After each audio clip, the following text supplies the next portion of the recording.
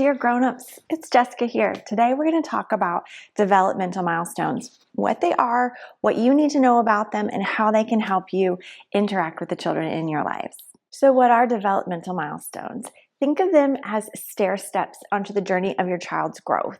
Each step builds upon the next step, and every set of different developmental domains interacts with each other. They are the skills and the behaviors that children learn at certain ages.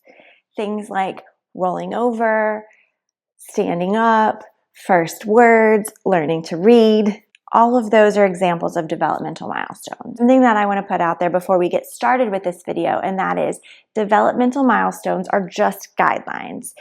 Not every child develops at the same pace. They don't develop all of the skills in the same order, and that's okay. This is just what the majority, when they've looked at the majority of children, what ages and stages they develop these skills. It's just like some babies learn to walk at 9 months and other babies learn to walk at 14 months. In the end, they learn to walk, and that's all that matters. Why does developmental milestones matter? Well, for a couple of reasons. They help us understand child development. That helps us as the grown-ups plan activities and make expectations that are appropriate for what step they are on in their growth. We don't want to expect things way too high of them, and we also don't want to do things for them at a much lower level when we know that they are capable of that. Milestones can help us decide when we need to intervene with children and when we need to look for extra help and intervention. And developmental milestones are just really cool to learn about. So let's talk about domains, developmental domains. You'll hear that sometimes, or you'll read that when you're looking at parenting books, or if you're an education major, you'll see those things in your textbooks. What are developmental domains? They're just the different areas of development, and all of those areas of development interconnect and affect each other. One area of development is motor skills. So this is everything to do with how we move and get around and interact with our environment, with our bodies. And we typically break motor skills into two subsections. We have gross motor skills, which are our big body movements, and fine motor skills, which are our smaller movements like cutting, pinching, drawing, writing, all of the things that we would maybe do with our hands. Next, and they're in no particular order, but this is just the next one that I'm going to talk about, is communication skills. So this includes things like our understanding of the communication or language that's being spoken to us. Do we understand it? Do we have good receptive language skills? Can we understand when you ask us a question? Can we understand the books that you're reading to us? Can we understand that language? And expressive language. So the first words, the cooing, the sounds we make, that is all part of communication. But in addition to just spoken language, we have things like pointing and gestures and smiles and turn taking. All of that is a communication skill as well. We also have cognitive skills, and that's our thinking skills. So problem solving, all of the academic things, our executive functioning, how we think about thinking, all of the things that are happening with our brains is cognitive skills. Things like cause and effect. When you see a baby drop a toy off of a high chair, they know that if they drop it, it's going to make a noise, and they're experimenting with that cause and effect. That is a cognitive skill. Emotional skills is understanding our own feelings. Do we understand what it feels like when we're mad? We understand what it feels like when we're happy? Do we understand what it feels like when we're nervous or excited?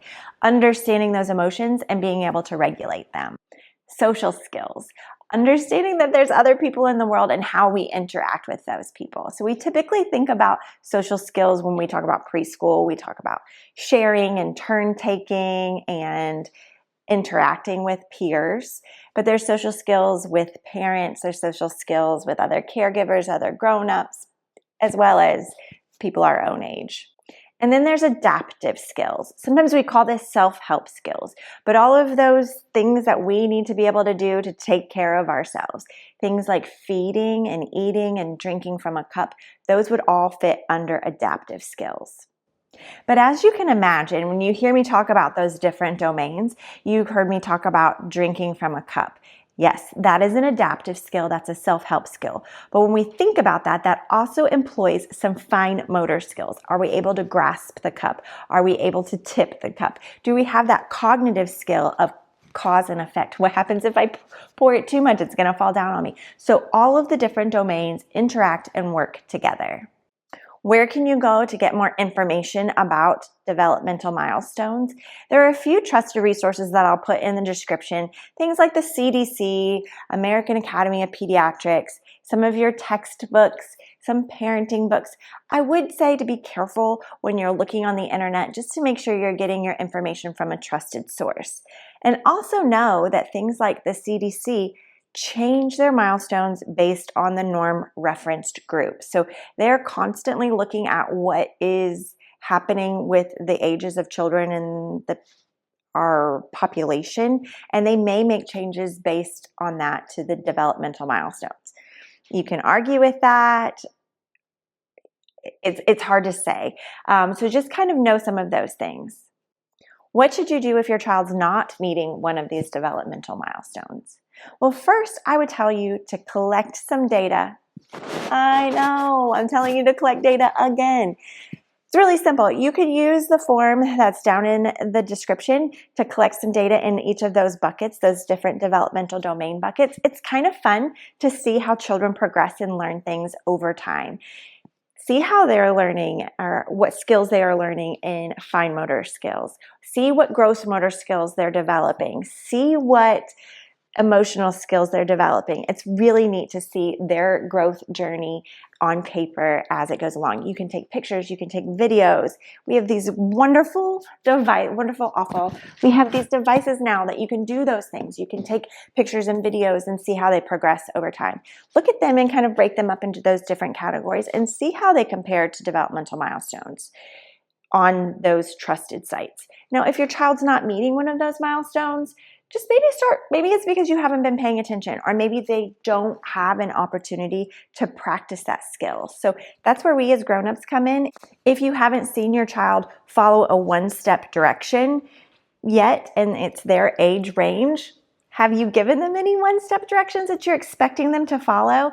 Try that out and see. So the milestones can give you some ideas of things that you can put into their environment or scenarios that you can have them practice.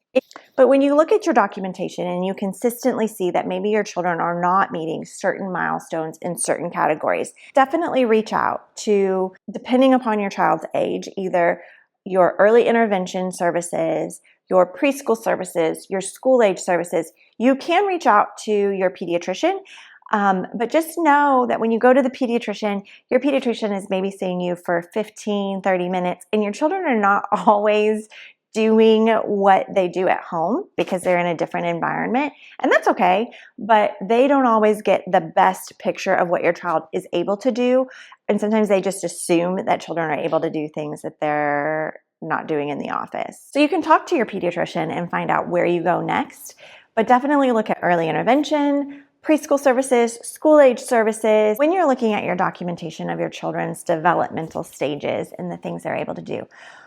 Yes, you want to see, are they meeting the steps that they need for their age according to your trusted sites? But one of the big things that you want to look at is, were they able to do a skill and now they've regressed and cannot do that skill anymore?